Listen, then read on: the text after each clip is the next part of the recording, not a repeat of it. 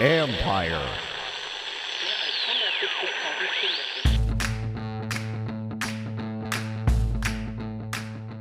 Hello and welcome to my podcast. Do me a favor, subscribe to the John Keim Report wherever you get your podcasts. If you're watching on YouTube, hit that like button, hit that subscribe button. You can find us there as part of Empire Media, AMPIRE. Always much appreciated when you tune in. Don't forget, you can always read my work on ESPN.com. And don't forget, on Saturday morning, I'll put up my 5 things I think.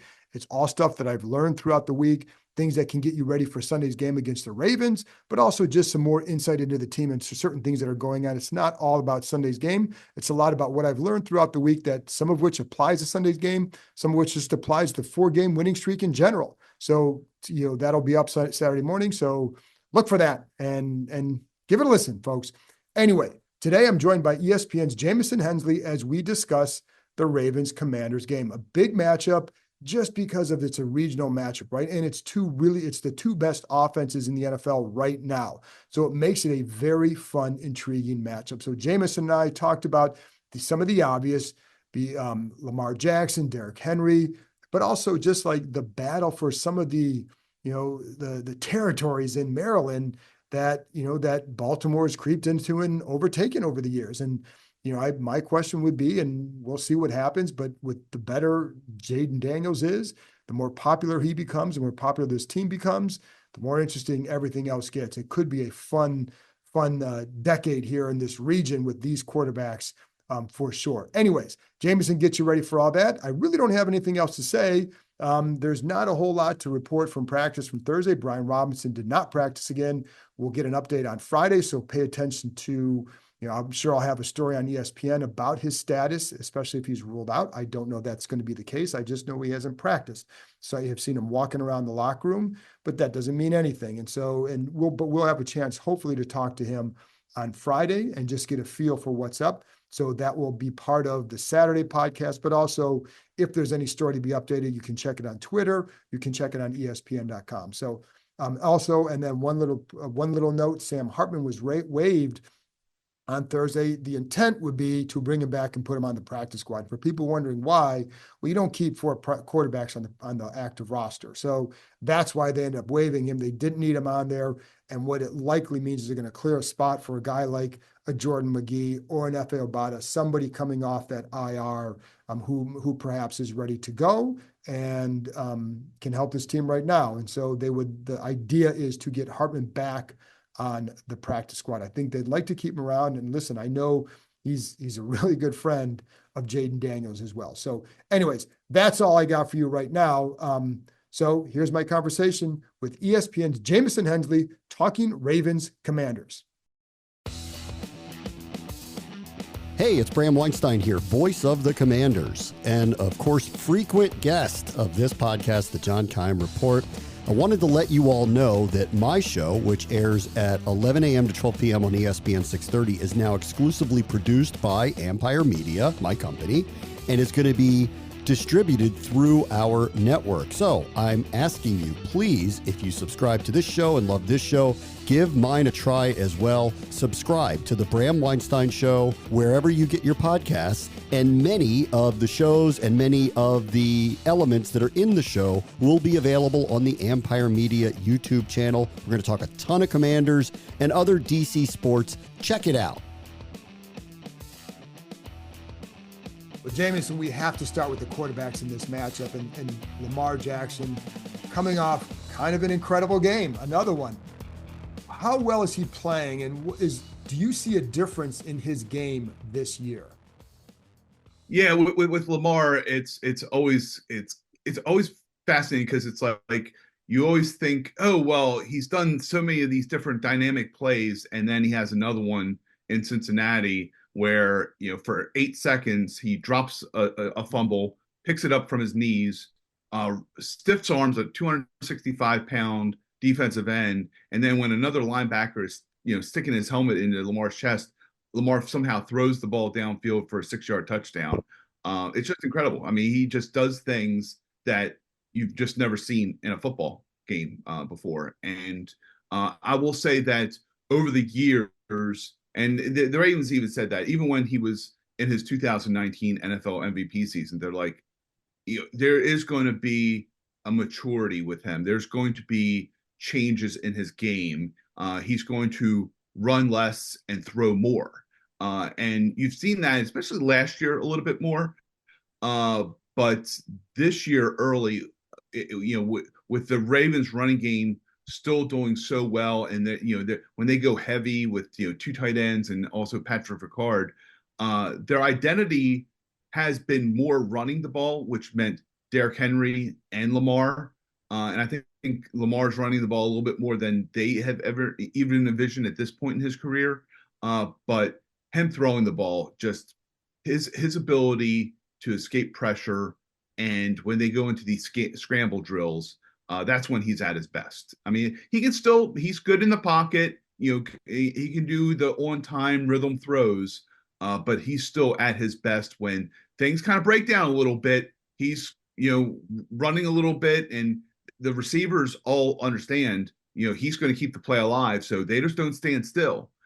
So still, I think the off script is kind of his strength, but he can still do so many other things, and I think that's what's so tough to defend him. Is just he can do things that other quarterbacks can do, but it's the intangibles, and it's just when that happens, you might do everything perfect as a defense, but he can still beat you. And it's funny because I'm starting to see that. I am seeing that in Washington now. I don't want to go down there. Jaden Daniels has a ways to go to get to the success that Lamar Jackson has had, but it's the ability to extend plays and be a weapon with your legs that makes him unique and different, because he made a couple plays against the Browns like that. So, but how, as a passer, even on the move, has he improved even in that way with throwing the ball? And how has he developed in that area? Yeah, he's really good at more of the intermediate throws. There are times where he will struggle with accuracy here and there. A couple times in Cincinnati, there are guys wide open in the flat, and he overthrows them or throws behind them. So that's still part of the game that he wants to get better. And even the deep throws, there are times when he can hit guys on those passes that go 20 yards in the air. But that's not, he's not consistent enough in there. It's really more of the intermediate throws where he can get the ball to Zay Flowers, Rashad Bateman, Isaiah Likely. Not as much with Mark Andrews, and we can talk about that a little bit later. But he hits those guys when they're open. Lamar just sees the field. The Ravens have always talked about that he sees the field just so differently than a lot of quarterbacks, that he almost has this, it's not, okay, go through these kind of, different progressions. He just has a feel for the spacing and when guys are open to deliver the ball. And that's kind of been, his strength over the years. And he's just gotten better at, again, the 5 to 10 to 15 yards. That's kind of his sweet spot, especially in between the numbers or Zay Flowers along the sideline. But that's where, and you can see his completion percentage continue to get better and better and better every year. And I think he's kind of getting a feel of what throws just works for him also better. So I think it's just kind of that progression with him. But he just keeps getting, as far as the accuracy, the completion percentage just keeps going up and up and up. It's funny too with him, because like one of the things with Jaden, they're talking about wanting to keep his eyes up as he runs, right? Keep your eyes downfield because you get big plays available. Is that something that Lamar had to learn early? And when does that, was a time where it just hit for him, where it's like he's doing that more and more because you see those big plays? Yeah, and I think Lamar's always kind of looked around, and it was always kind of funny where people kept talking early on of, oh, well, Lamar shouldn't run the ball as much because he's going to get hit and he's going to get hurt. And the Ravens were like, no, they want him to run the ball, and because he can see. So if he's just totally looking downfield and locked downfield, throwing the ball, they're more worried about him getting blindsided hit in the pocket than him just going and scrambling. When he's scrambling, he's looking all over the field, including downfield. The biggest thing for Lamar was, in 2018, 2019, maybe a little bit in 2020, when initially, if he didn't see or feel like anybody was open immediately, he took off.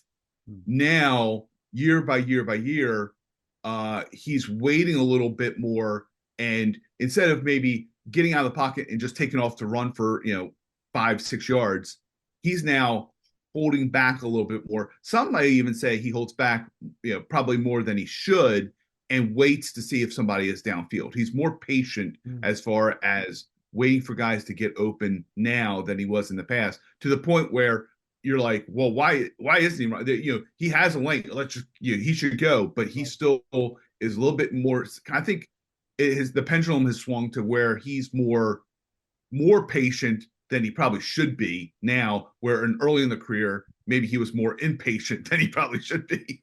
It makes sense. How surprised are you that we're now going to be covering a game where it's possibly the two best offenses in the league right now?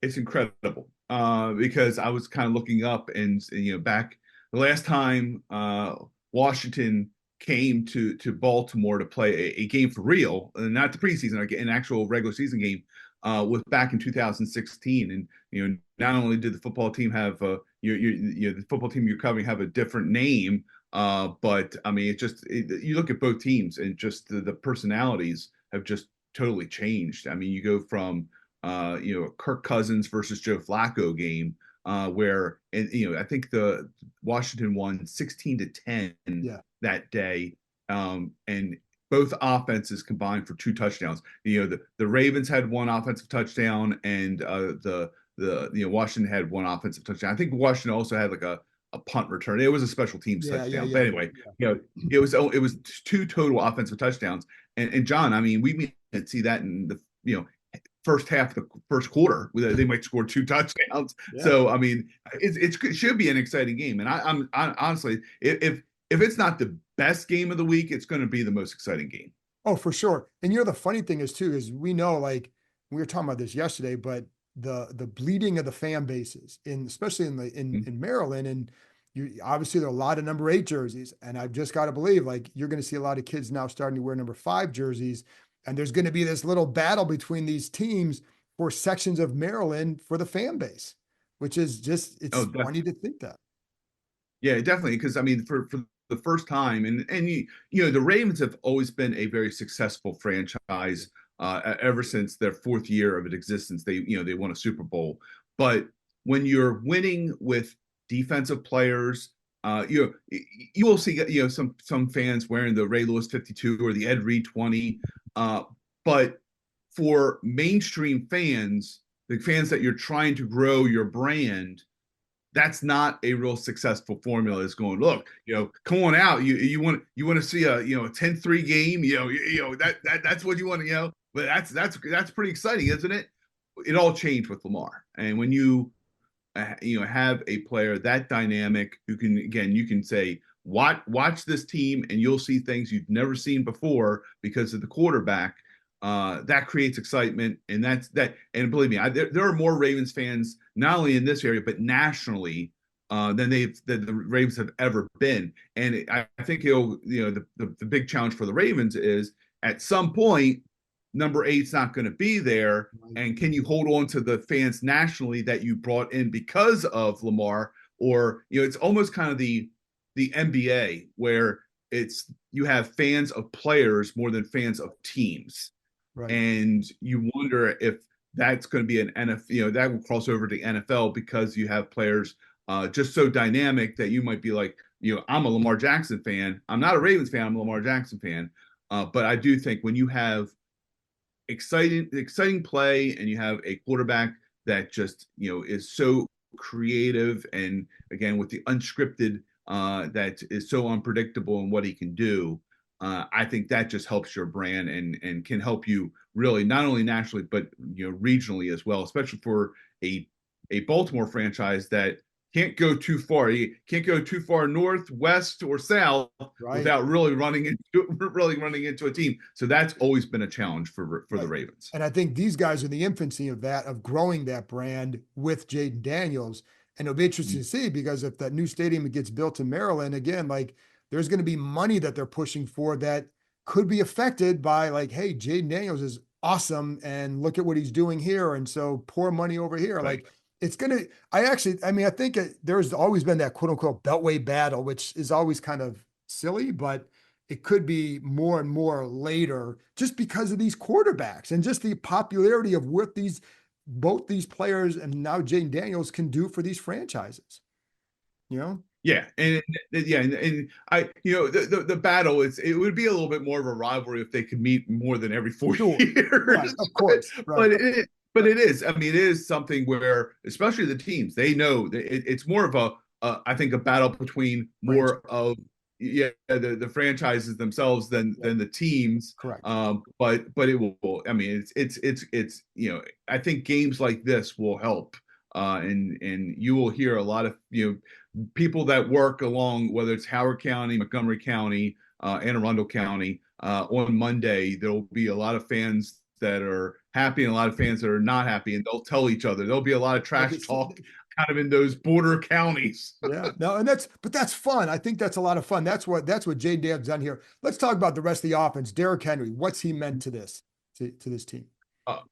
And the Ravens brought him in, and they knew he was going to bring at least stability to that running game. They've always had some really flashy runners, whether it was J.K. Dobbins, Gus Edwards, but with Derrick Henry, they know he's going to be durable, and that's something that they just needed. There's a lot of questions where, I mean, this is a 30-year-old running back. Why are you signing a 30-year-old running back?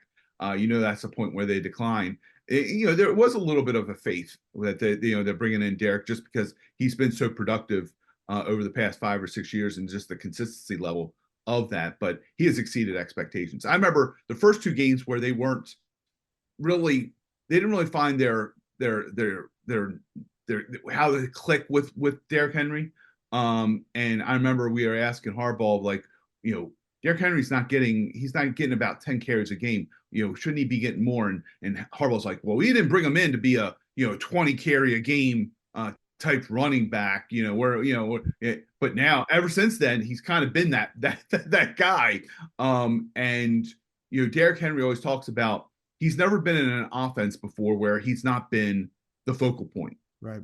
Now he's there, and everyone's looking at Lamar, and Derrick's like, "This is great." Everyone's kind of focused on him, not me, and that's helped him. And even in this last Sunday in Cincinnati, he was held in check for the pretty much 4 quarters. But then when they get into overtime, he breaks a 51-yard run to set up the game-winning field goal. So I think the Ravens, and I think he hit 21 miles per hour on that run.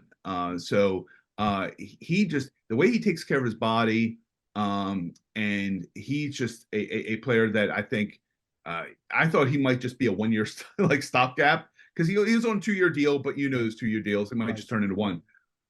Now I think there's no way it's just going to be a 1-year arrangement with Derrick Henry. This is not Zeke Elliott going back to Dallas, for sure. No. Zay Flowers. Yeah, with Zay, I thought he was definitely going to be the number 1 wide receiver, just because of the Ravens, their profile, and it's not going to be that way every game. Their profile is still going to be more, let's just run the ball, control it. But in games when it becomes a shootout like it did against the Bengals, that's where the guy like Zay Flowers is going to shine, and he knows how to get open. They've tried to do the quick hitters where, as soon as Lamar gets the ball, just throw it out to the side, kind of almost like a wide receiver screen. He hasn't really factored into that. That's kind of not, I think, one of his strengths. His is more going across, doing those crosses or the outs along the sideline. He's just so quick. And so I think he has to get a little bit better as far as the yards after the catch. Probably not there as much as the Ravens would hope. But I think that's just, it's the second year in the league. But for years, the Ravens have tried to draft a wide receiver who could be their number 1 guy. But this is a team that's always had to go and get the older receiver, whether it was Steve Smith, Derek Mason, Anquan Bolden. But I think this time they finally hit. I think Zay Flowers is going to be their number 1 wide receiver, whether it develops into this year, but definitely next year. So the one thing people aren't used to seeing is a defense that's struggling at times. And I know they lost McDonald, they lost Anthony Weaver from that staff. What is going, and is it mostly the pass defense that's been the issue here? Yeah, the secondary, and the one other assistant coach that they lost was Denard Wilson, who was their secondary coach. He's now the defensive coordinator with the Titans. Right. And if I'm not, I think the Titans' pass defense is pretty good this year too. But Denard was so good as far as getting these guys on the same page, and I think they're really missing him. And because essentially, I mean, when you look back there, they have Marlon Humphrey, Brandon Stevens as the starting corners. They have Kyle Hamilton, who is incredible as a safety. Marcus Williams was a high-priced free agent addition at the other safety. But this is the same group that was together last year, and they had the sixth fewest passing yards allowed. So they're going from being the sixth best pass defense to now being one of the worst. And so they have to figure out things as far as they believe their coverage is decent, but it's those 5 or 6 times where there's a miscommunication and a guy's just running behind the defense, wide open. And so this is a defense that has allowed the most big plays in the passing game in the NFL, and they've never expected something like this. But still, I think a lot of it does come down to communication and getting on the same page. Pass rush, run defense. How's that? Yeah, pass rush, pretty good. Where Kyle Van Noy, they re-signed, and everyone's like, whatever. It was not a fanfare. Right. There was no Kyle Van Noy press conference when they re-signed Kyle Van Noy. But he has 6 sacks this year, and he's just such a hard worker as far as out there. So much is done with effort with him out there. Odafe Owe on the other side can really, and then Nnamdi Madubuike. It used to be Justin Madubuike, but he's going back to his Nigerian name, Nnamdi Madubuike. Always big pressure up the middle, and they this is a guy that they made one of the highest paid defensive tackles this offseason. So he's really good pushing the pocket. And then as far as run defense, it's hard to tell about this run defense because teams just pass the ball. I mean, they throw the ball because they know that the Ravens really can't stop. They can't stop it. So why even try to run the ball? It was kind of comical against the Cincinnati Bengals, where towards the end of the game, when you're thinking the Bengals should be running the ball to run clock, they're throwing the ball. They don't have to be conservative. Although they were in that overtime, I bet they wish they were. So that's one of the words. I think Joe Burrow talked about how he checked out of it a little bit, but they should have remained aggressive, because the Ravens, other than for one drive where Marlon Humphrey came up with the big interception, other than that, they threw the ball at will. Well, it should be a fun one Sunday. I'm looking forward to watching this one. Just again, watching these two quarterbacks do what they do. It at least, I mean, you've been watching it. This is new for us. I haven't. In fairness, I've only covered the team for 30 years, so I shouldn't expect to see a good offense, maybe every 25 years or so, but we're seeing it now and should be fun Sunday. So thanks a lot, Jamison. Thanks a lot, John.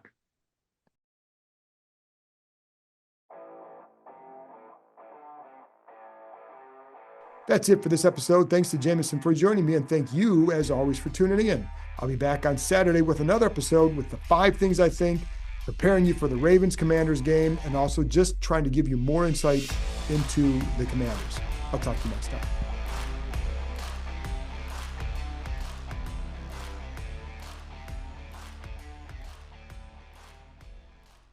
For the ones who get it done, the most important part is the one you need now. And the best partner is the one who can deliver. That's why millions of maintenance and repair pros trust Grainger, because we have professional-grade supplies for every industry, even hard-to-find products. And we have same-day pickup and next-day delivery on most orders. But most importantly, we have an unwavering commitment to help keep you up and running. Call, click Grainger.com, or just stop by. Grainger, for the ones who get it done.